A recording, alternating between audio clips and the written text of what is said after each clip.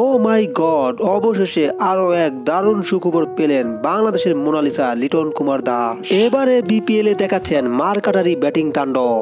আর এই সূত্র ধরেই পাকিস্তান সুপার লিগ পিএসএল এ নিলাম থেকে দল পেলেন এই তারকা ব্যাটার। এবার পাকিস্তান মাতাতে যাচ্ছেন লিটন কুমার দাস। পিএসএল এর সবচেয়ে সফল দল করাচি কিংসের হয়ে মাঠে দেখা যাবে লিটনকে। অস্ট্রেলিয়ার কিংবদন্তি ডেভিড ওয়ার্নারের সাথে ওপেনিং করার জন্য লিটনকে দলে ভেড়ালো করাচি কিংস। তো দর্শক, এই সব খবরাখবর বিস্তারিত থাকছে পুরো ভিডিওতে, অবশ্যই ভিডিওটি না টেনে সঙ্গেই থাকুন।